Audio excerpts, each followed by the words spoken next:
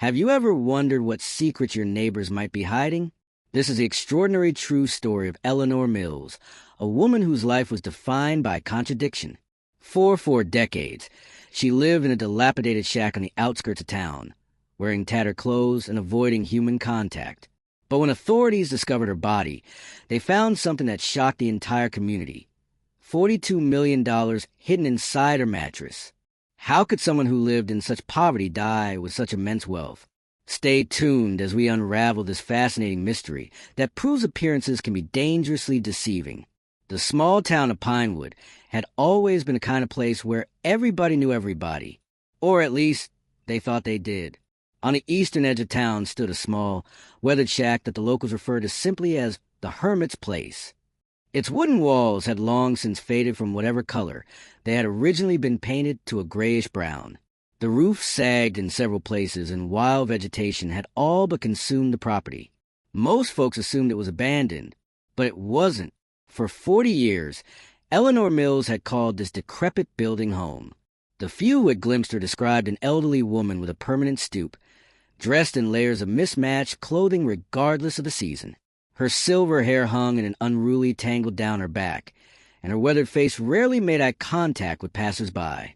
She'd come into town once a month, like clockwork, recalled Jim Danvers, owner of the local grocery store. Always on the third Tuesday. Always with a handwritten list. Always paying an exact change, counting out pennies one by one from an old leather coin purse. Eleanor purchased only the essentials: beans, rice, salt, occasionally some root vegetables. Nothing fancy, nothing expensive. She never spoke beyond what was necessary, and she left as quickly as she arrived, pulling a small red wagon behind her to transport her modest purchases back to her shack. Children in Pinewood grew up hearing tales about crazy Eleanor. Parents used her as a cautionary tale. Study hard, or you'll end up like that old woman in the shack, they'd say. Teenagers occasionally dared each other to approach her home, but few were brave enough to get close. Those who did reported seeing stacks of newspapers through the windows and hearing the low murmur of a radio playing inside.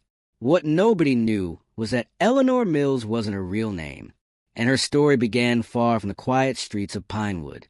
Born Catherine Elizabeth Montgomery in 1933, she was a daughter of a prominent banking family in Boston. Her childhood was one of privilege and pedigree, private schools, debutante balls, and summers in Europe. By all accounts, she was brilliant, graduating with honors from Radcliffe College in 1955 with a degree in economics. Katie was remarkable, said Margaret Holloway, one of the few people still alive who knew her during those years. She had a mind for numbers that was almost supernatural. She could look at columns of figures and see patterns that nobody else could see. After college, Catherine took a job at her family's bank, quickly rising through the ranks despite the gender biases of the era. By 30, she was managing a significant portion of the bank's investment portfolio with remarkable success. But in 1972, everything changed. The Montgomery Bank collapsed amid accusations of fraud and embezzlement. Catherine's father took his own life the day before he was due to testify before a grand jury. Her brother was sentenced to 15 years in prison, and Catherine herself disappeared. The FBI searched for her for years before the case went cold. They suspected she had fled with millions in stolen funds, but could never prove it. They never thought to look for her in a tumble-down shack in a forgettable town hundreds of miles away. For 40 years, Eleanor Mills, formerly Catherine Montgomery, lived a life of deliberate austerity. She had no telephone, no television. She used an outhouse rather than indoor plumbing. Her only luxury, if it could be called that, was a battery-powered radio that she listened to religiously every evening. I offered to help her get some repairs done on that place, said Ray Peterson, a local handyman. Told her I'd do it at cost. She just stared at me like I'd insulted her somehow and said she preferred things as they were. What Peterson and others couldn't know was that Eleanor's rejection of comfort wasn't mental illness or eccentricity. It was strategy. The more pitiable she appeared, the less likely anyone would connect her to the sophisticated financial criminal the authorities had once hunted. The irony of her situation wasn't lost on her. She had all the money she could ever need, yet she lived like a pauper. But Eleanor had made her choice long ago, and stubbornness kept her on her chosen path. The townspeople of Pinewood largely left her alone. Occasionally, someone would try to help, leaving groceries on her porch during harsh winters, or offering rides when they saw her pulling her wagon through rain or snow. Eleanor always refused, sometimes rudely, reinforcing her reputation as a cantankerous hermit. As the years passed, her legend in the town grew, while interest in her actual well-being diminished. She became part of the landscape, as unchanging as the hills that surrounded Pinewood. Then came that fateful day in March when the mail carrier noticed something unusual. Eleanor's mail had been piling up for days. This had never happened before. Concerned, he knocked on her door. When there was no answer, he peered through a window and saw her still form on the bed. The authorities were called. The local sheriff, along with an ambulance, arrived at the property. They found Eleanor Mills, aged 89, peacefully deceased in her sleep. The coroner would later determine she had died of natural causes, simply an elderly woman whose heart had stopped beating. It might have ended there, an unremarkable conclusion to an unremarkable life. Eleanor would have been buried in the local cemetery, perhaps with a simple service attended by curious townspeople rather than actual mourners. Her shack would have been torn down, the land reclaimed by nature. But when the sheriff and his deputy moved her body, they felt something unusual in the mattress beneath her. Cutting it open, they discovered stacks upon stacks of $100 bills, vacuum sealed in plastic bags. The initial count put the total at around $5 million. That was just the beginning.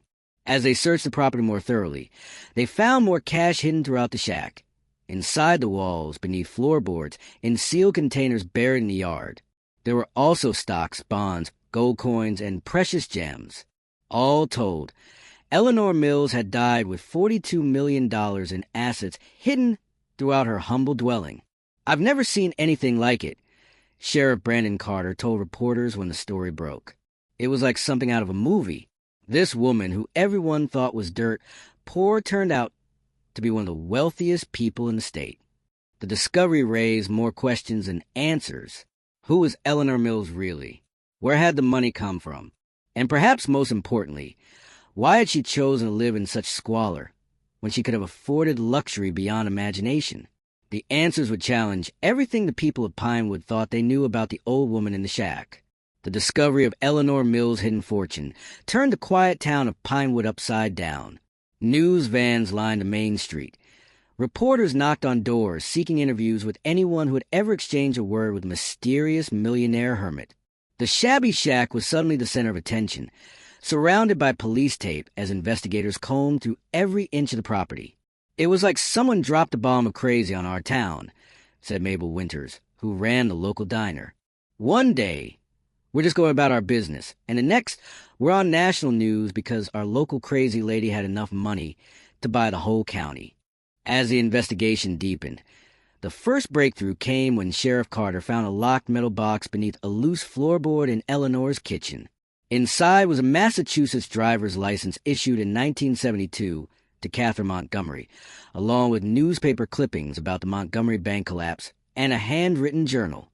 The journal provided the first real window into Eleanor's mind. Its pages revealed that Catherine Montgomery hadn't simply fled with stolen money. The story was far more complex.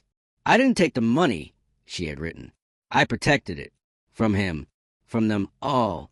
They would have lost everything, every last penny of the client's money. I couldn't let that happen." According to her writings, Catherine had discovered that her father and brother were involved in a massive Ponzi scheme. They had been falsifying investment returns for years, using new investors' money to pay fabricated returns to existing clients. When she confronted them, they refused to stop. Knowing the bank was weeks away from collapse, Catherine secretly liquidated legitimate investments and removed physical assets before anyone realized what was happening. Her plan had been to turn herself and the evidence into authorities. But when her father died by suicide, everything changed. "They'll blame me now," she wrote. "With father gone and Jonathan headed to prison, I'll be the scapegoat. Who would believe that I was trying to save the client's money, not steal it? So I must disappear. And wait, FBI agent Lucas Martinez was assigned to review the cold case files on Catherine Montgomery once her identity was confirmed through fingerprints. "It's remarkable," Martinez told the press. She was right. At the time, investigators were convinced she was part of the scheme. There were accounts in her name that had been used to move money. We now believe those were set up by her brother to implicate her if things went south. The journal entries from her early years in Pinewood revealed a woman constantly looking over her shoulder, terrified of being discovered. She had arrived with enough cash to purchase the small abandoned property outright, paying in cash through a local attorney who asked few questions. "I chose this place because it's the opposite of everything I was," she wrote. No one would look for Catherine Montgomery in a shack without running water. No one would recognize her in Eleanor Mills, the shabby old woman who counts pennies. Her plan had initially been to lie low for a few years until the scandal blew over, then find a way to return the money to the defrauded investors. But as time passed, her fear and paranoia only grew. She made small, careful investments using different identities and post office boxes in neighboring towns. She tracked the financial markets religiously through her radio and newspapers. Despite her isolation, Catherine's financial genius never dimmed. Her investments multiplied over the decades, even as she continued to live in abject poverty. "It became a kind of game," she had written in a later entry. "How much could I grow this money while spending almost nothing myself? Every dollar I saved was another dollar that would eventually make things right." But making things right proved more complicated than she had anticipated. Many of the defrauded investors had died. The bank itself no longer existed, having been absorbed by larger institutions through a series of mergers. And Catherine's fear of exposure never subsided enough for her to take action. As investigators dug deeper into her finances, they discovered that Eleanor hadn't just hoarded her wealth. She had made anonymous donations to various charities over the years, particularly those supporting education for underprivileged children. These donations totaled nearly $3 million. She was giving back in her own way, said Agent Martinez, but she never created a comprehensive plan for the bulk of the money. It's as if she was always waiting for the right moment, a moment that never came. The people of Pinewood struggled to reconcile their memory of the shabby hermit with this new information about her true identity and wealth. "I feel bad now for how we treated her," admitted Sally Jenkins, a longtime resident. "We made fun of her, called her names. The whole time, she was sitting on millions and living like that by choice. It makes you wonder what was going through her mind." Dr. Patricia Goldman, a psychologist who reviewed Eleanor's journals, suggested that decades of isolation had warped her perspective. What started as a temporary solution became her entire identity, Dr. Goldman explained. The longer she lived as Eleanor Mills, the harder it became to imagine any other life. Fear became habit, and habit became comfort. Eventually, returning to society probably seemed more frightening than continuing her solitary existence. The investigation also revealed another startling fact. Eleanor had kept detailed records of every person who had shown her kindness over the years. The mail carrier who checked on her that final day. The grocery store owner who occasionally slipped extra items into her bags. The woman who had left a warm blanket on her porch one particularly cold winter.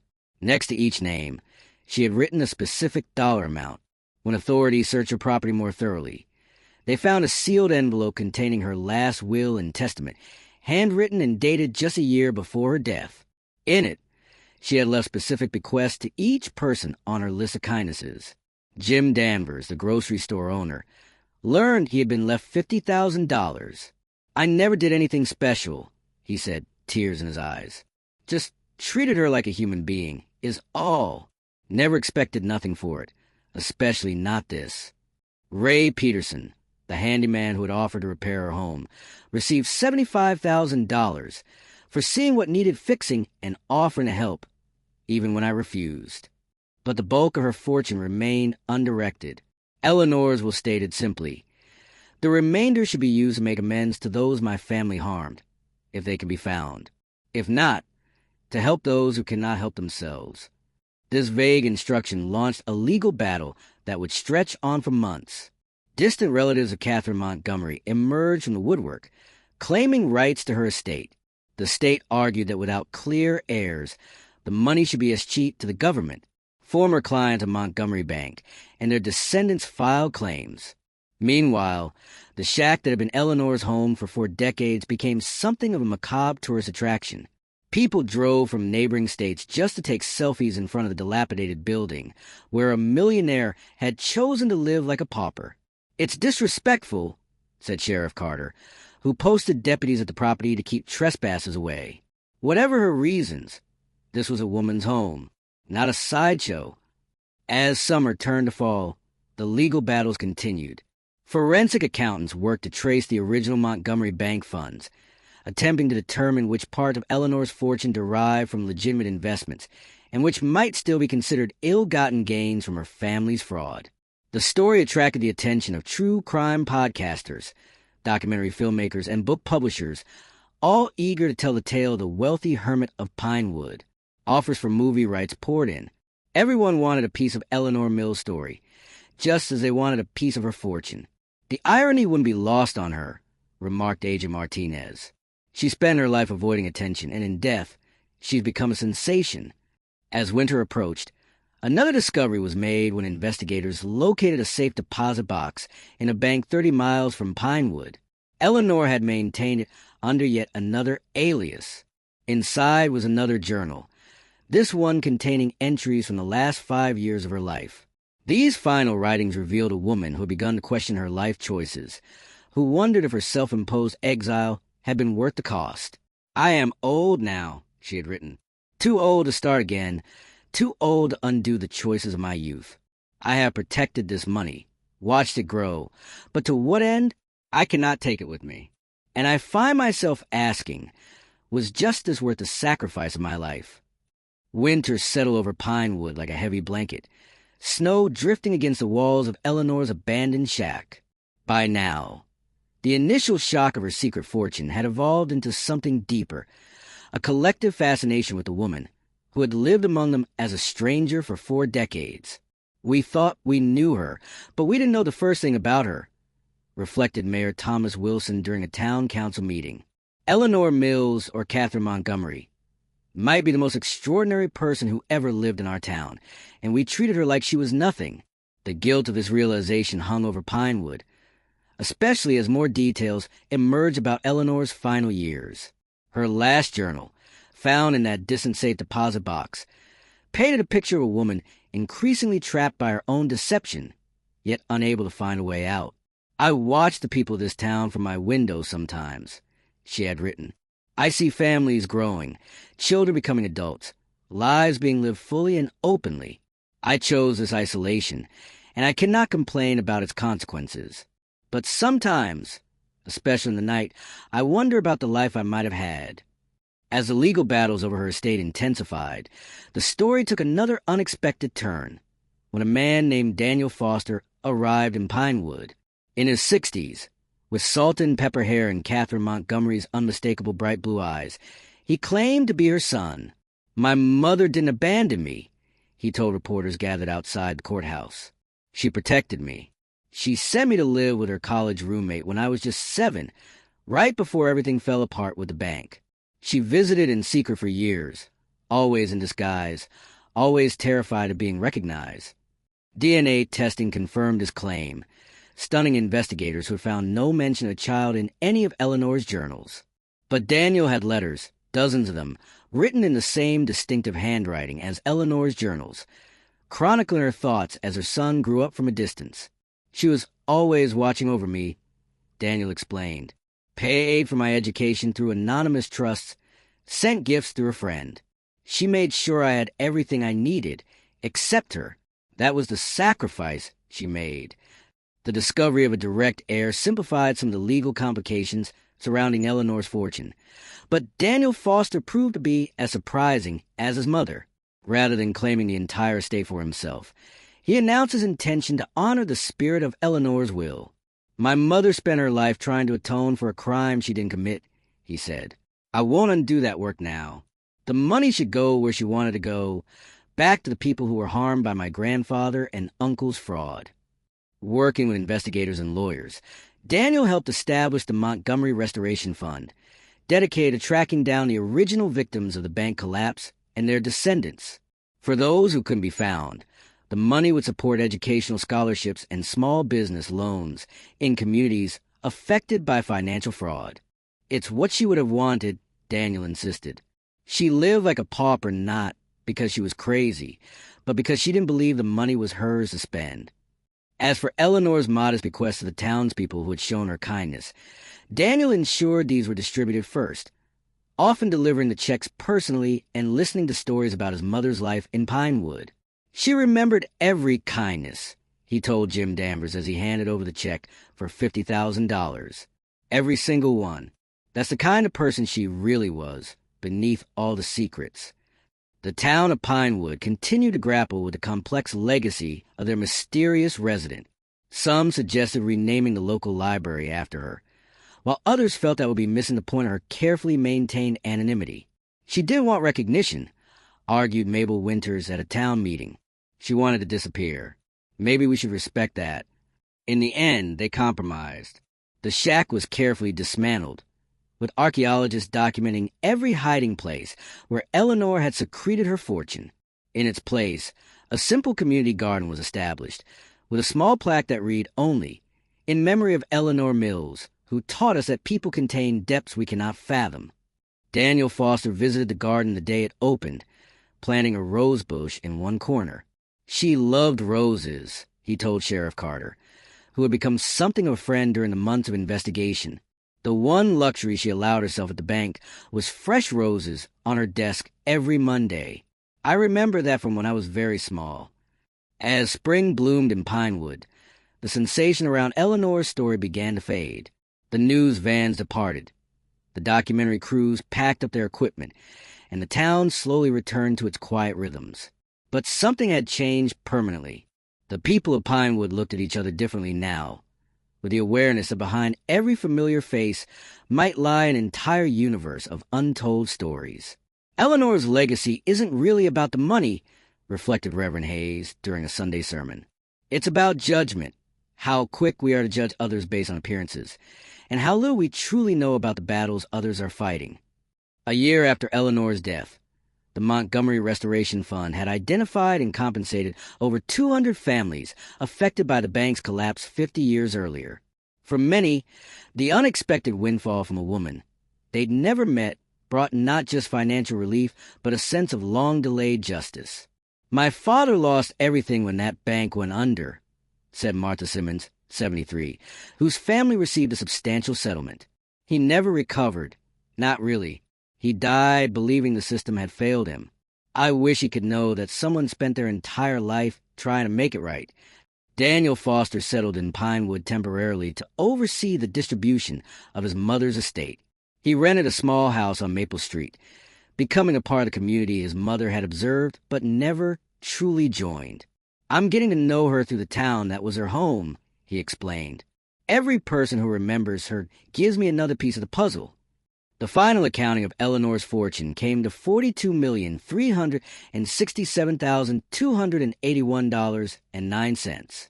Beyond the cash and investments, investigators discovered she had maintained detailed records of every penny of the original stolen funds, tracking their growth over decades through compound interest. She was planning to return it all eventually, concluded Agent Martinez in his final report.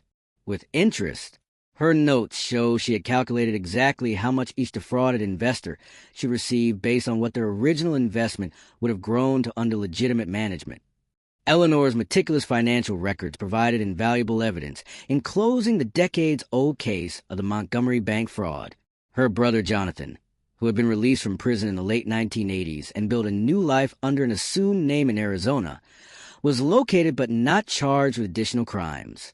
She did want more punishment, Daniel explained, having found letters his mother had written to her brother but never sent. She just wanted restoration. That's why she lived the way she did. She was restoring what had been broken, dollar by dollar, year by year.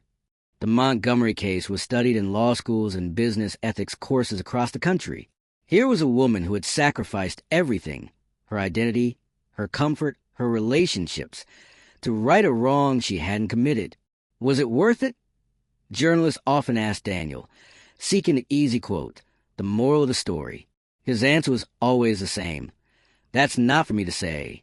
She made her choice and lived with it. The question isn't whether it was worth it, but whether we would have the courage to do the same in her position. As the second anniversary of Eleanor's death approached, Daniel Foster arranged for a small gathering at the community garden. The rose bush he had planted had flourished, spreading fragrant blooms across one corner of the space.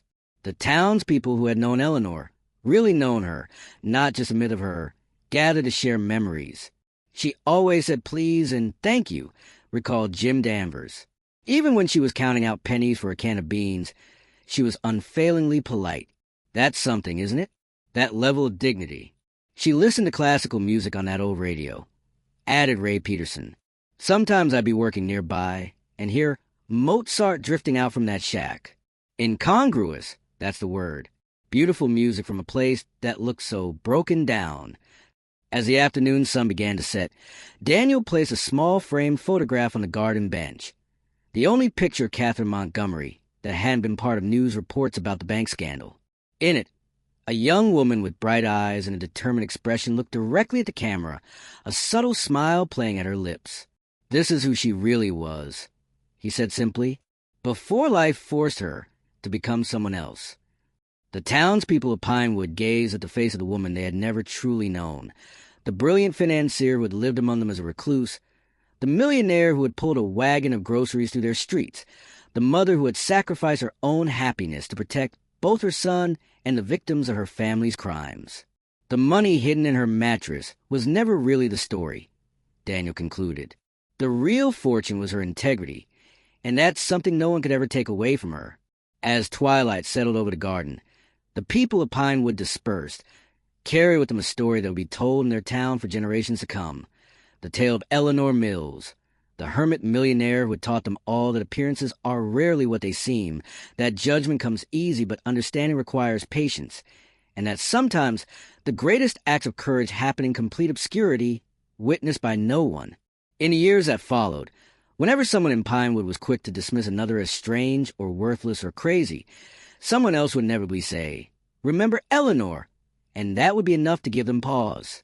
And perhaps that, more than the millions or the mystery, was her true legacy, a reminder to look deeper, to be kinder, and to remember that behind every life, no matter how small or odd it might appear, lies a story worth knowing.